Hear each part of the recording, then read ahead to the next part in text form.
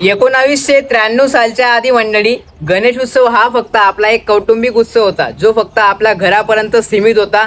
गणपतीचं आगमन करत होतो, विसर्जन करत होतो फक्त आपल्या फॅमिली सोबत. आणि आज गणेश उत्सव एवढा मोठा पदवीवर गेलाय मंडळी.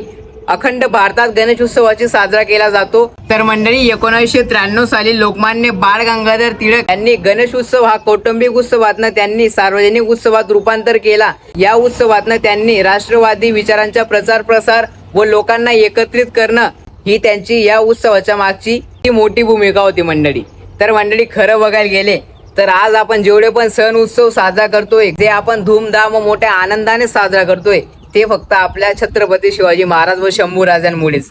आज जर ते नसते मंडळी, तर आपलं अस्तित्व राहिलं नसतं. 18 पगड जातींना एकत्र करून सण महाराजांनी अखंड हिंदवी स्वराज्याचं निर्माण केलं मंडळी. अभिमान वाटतो कुठंतरी. महाराजच नाही, असे खूपच महान पुरुष आहेत आपल्या महाराष्ट्रात की त्यांनी आपल्या राष्ट्रासाठी, आपल्या देशासाठी योगदान दिले, आपल्या हिंदू सनातन धर्मासाठी योगदान दिले. तर मंडळी, कुठेतरी अभिमान वाटतो की आपण एक मराठी आहेत आणि महाराष्ट्रात जन्म घेतलाय. त्याच महाराष्ट्रात मंडळी की जिला संतांची भूमी पण म्हणतात.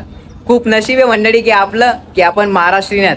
कुठेही गेलो तरी आपल्याला अभिमान वाटतो की आपण एक मराठी आहेत आणि महाराष्ट्रीय आहेत.